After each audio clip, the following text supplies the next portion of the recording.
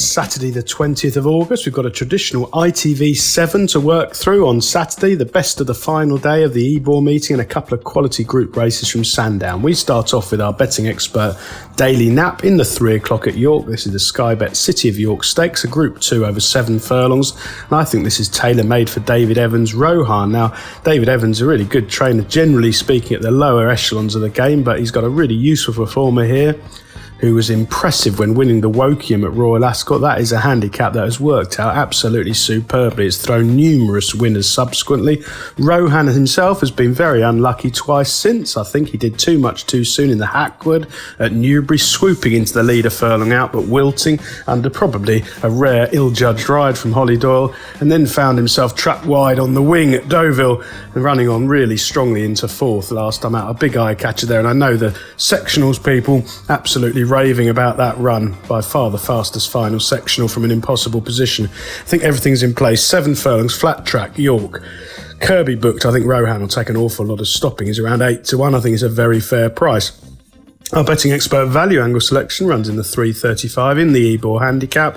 A heritage contest over a mile 6. Very competitive, obviously, but I've had my eye on John Leaper for a very long time now, and I think 16-1 is a very fair price. Perhaps look around and play each way with the extra places. He'll definitely stay. It'll suit him. I think the race is going to be run to suit. He was a massive eye catcher over this course and distance in June, running on like an absolute train from miles off the pace to take a closing second. I think he should have won.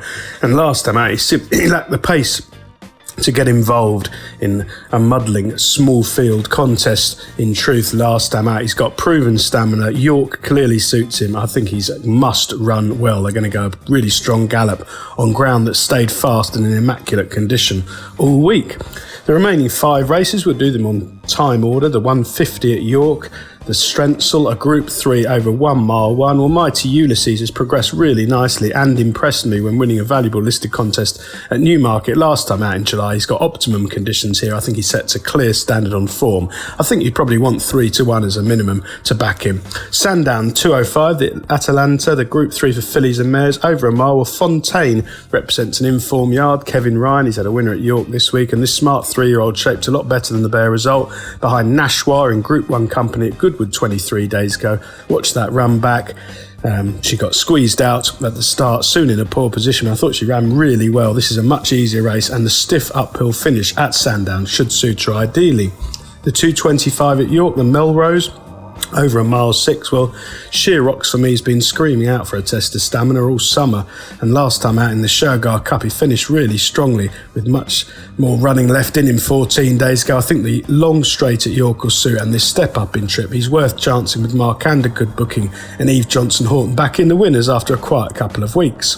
The 240 at Sandown, the Solario, a Group 3 over 7 furlongs. Well, Alice Haynes has been a trainer really going places in the last few months. She's got some lovely juveniles in particular, and this Lady Bullet caught my eye in the Albany at Royal Ascot last time out. That form's pretty strong, and I think this Group 3 represents a marked drop in class, relatively speaking. Quick ground's fine, and I think Kieran O'Neill could find himself on a real breakthrough horse here if she can handle the Group 3 contest here. And finally, finishing off at York in the 410, the Constantine handicap over 6 furlongs, a typical wide-open York sprint lottery here.